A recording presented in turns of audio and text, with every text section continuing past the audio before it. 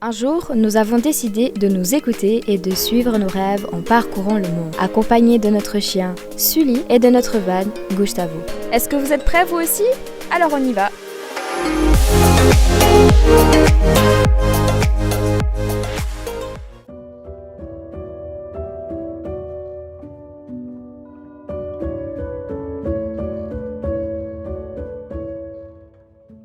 Et salut à toi et bienvenue dans cette toute nouvelle vidéo. Et j'espère que tu vas bien, j'espère que tu as passé un bon week-end, que tu as bien commencé ta semaine. Bienvenue dans cette vidéo du mercredi. Vidéo un peu spéciale aujourd'hui, ce ne sera pas un vlog comme d'habitude. Il n'y aura pas de visite, il n'y aura pas de snorkeling. C'est une vidéo qui nous tient beaucoup à cœur et dont on a ressenti vraiment le besoin de la faire. Si vous nous suivez sur Instagram, vous avez sûrement vu. Nos chiens ont été empoisonnés à la Morora. Donc ouais, cette vidéo c'est vraiment pour vous sensibiliser par rapport à ça et puis pour vous raconter l'histoire, notre histoire, parce que en fait vous nous suivez au quotidien 2 fois par semaine dans nos vlogs et ça s'est passé, ça nous a pris beaucoup d'énergie et ça s'est passé pendant notre voyage et puis on pensait vraiment très important de vous en parler. C'est de ça qu'on va parler aujourd'hui, on sera les 3 avec ma soeur et Jade pour parler de tout ça. Donc voilà, j'espère que cette vidéo elle vous plaira quand même si ça change un petit peu d'habitude. Donc voilà, je vous laisse avec la vidéo, bonne vidéo à vous et puis on se reprend à la fin.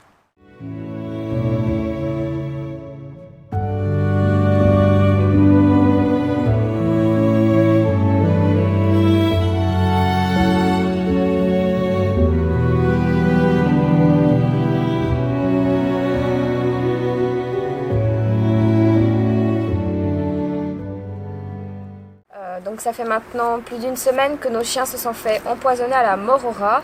Et puis c'est vrai qu'à ce moment-là, c'était tout à vif, tout à chaud, nos nerfs là-haut, il n'y a rien qui allait.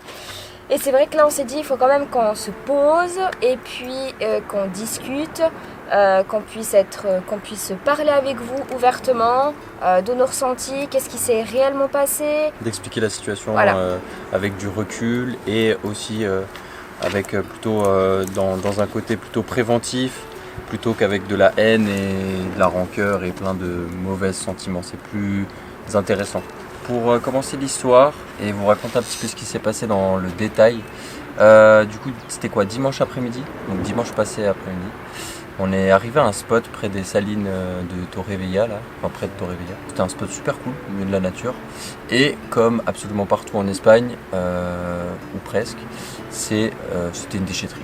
Et les chiens, comme d'hab, ils sont en liberté, ils se baladent autour des vannes. Je vois Métis, donc le chien à Laura, qui mange quelque chose par terre. Je regarde et ça ressemblait vraiment à du caca, de l'excrément de tel ou tel animal, je ne sais pas.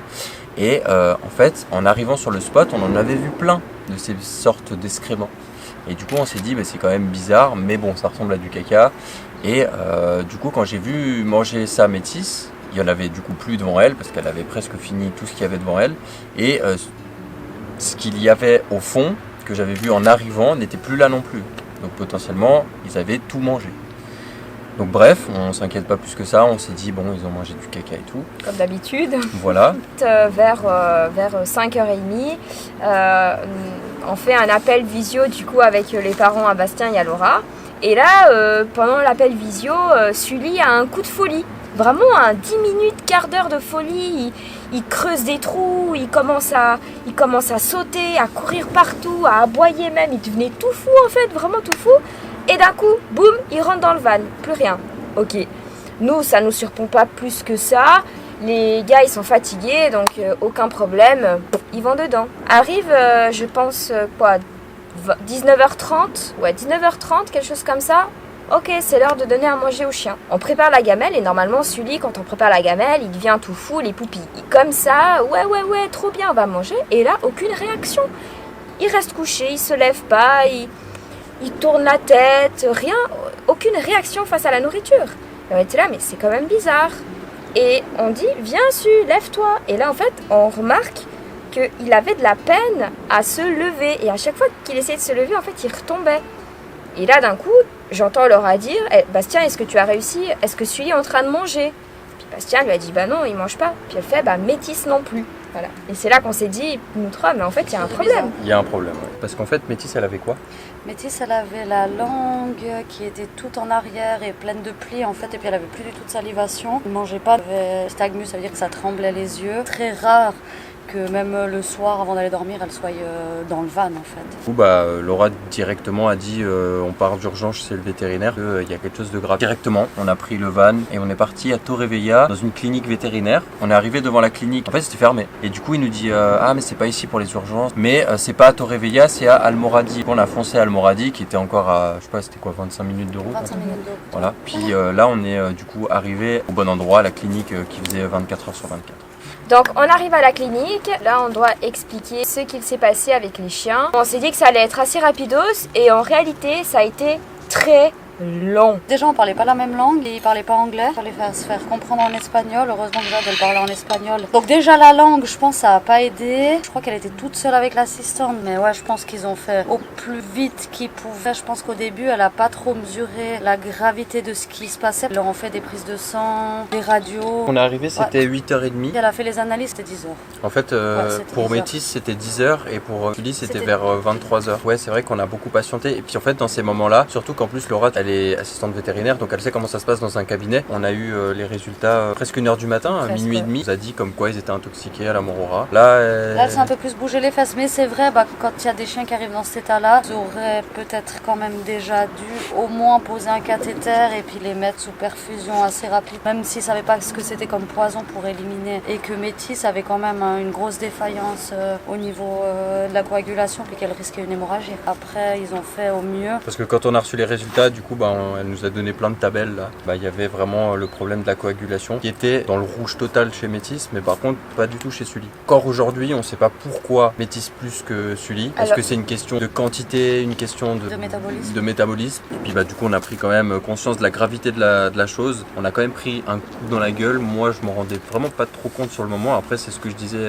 sur le moment à Laura. Je disais, mais est-ce que c'est le pire qu'on aurait pu avoir? Et elle me dit, oui, c'est le pire qu'on aurait pu avoir. Et effectivement, c'est le pire.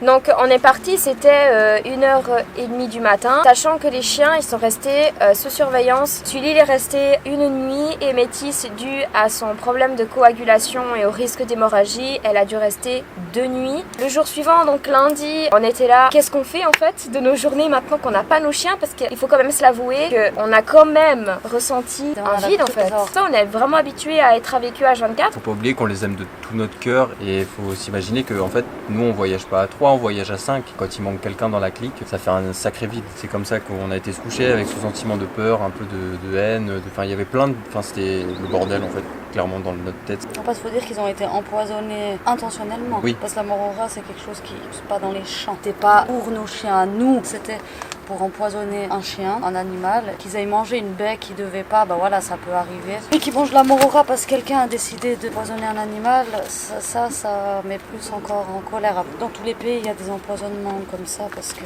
voilà, il y a des gens, ils n'aiment pas les animaux et puis la manière la plus vicieuse de les tuer, c'est les empoisonner. Pour continuer, il y a eu la journée d'attente du lundi. Nous, on a récupéré Sully à 20h. Le mardi, de nouveau, une journée encore pas très facile parce qu'on ne savait pas quoi faire, on cogitait énormément, on se posait vraiment plein de questions par rapport à tout ça et tout. Le soir, aussi à 8h30, 8h30, on a été récupéré du coup Métis qui a refait des analyses de sang et qui du coup était saine et sauve. Et il faut aussi savoir que la vétérinaire nous a dit que je crois le même jour ou le jour d'après, il y avait un autre chien qui avait subi le même empoisonnement. Malheureusement, c'est pour ça qu'elle nous a dit que nos chiens avaient eu beaucoup de chance parce que le chien, malheureusement, il n'a pas eu cette chance-là, il est décédé. C'est pour ça qu'on vous fait cette vidéo maintenant et non pas à chaud parce que c'est des choses qu'on ne pouvait pas savoir sur le moment. C'est vraiment, on se rend compte de la chance qu'on a eue. C'était vraiment 3 jours d'horreur, de peur, de haine, de tout ce que vous voulez. Il y avait plein de sentiments qui se bousculaient. Donc voilà, si on fait aussi cette vidéo, non seulement pour vous expliquer ce qui s'est passé en détail, mais c'est aussi pour vous rendre attentifs. Malheureusement, ça peut arriver à même des gens qui sont en train de promener leur chien. Nous, on part du principe où maintenant on va faire bien sûr plus attention, mais on va pas non plus tomber dans la psychose, ni être sur le qui-vive, ni sur le dos de nos chiens H24, parce que on n'est pas dans cette vie-là pour qu'ils soient enfermés dans le bus, ou bien attachés à une laisse, ou bien toujours sous surveillance. Ils sont dans cette vie comme nous pour être libres. Maintenant on fait plus attention, c'est vrai, en arrivant sur un spot, on regarde quand même qu'il n'y ait pas des choses un peu bizarres, étranges qu'on connaît pas.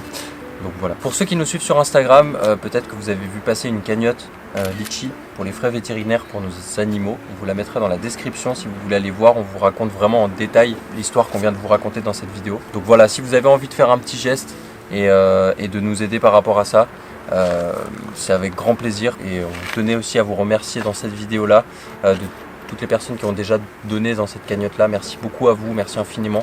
C'est un geste qui nous touche énormément. Et merci encore vraiment beaucoup. Et puis on vous mettra le... Oui, merci pour tous les messages aussi, tous les gens qui nous ont écrit, tous les gens qui nous ont mis des messages de soutien, etc. Vraiment, merci à vous. Voilà, vous avez tout ça dans la description si vous voulez aller voir cette cagnotte litchi. Et en tout cas, encore merci à vous. Et puis voilà pour l'histoire de nos chiens et de ce qui s'est passé. Mais maintenant, c'est derrière.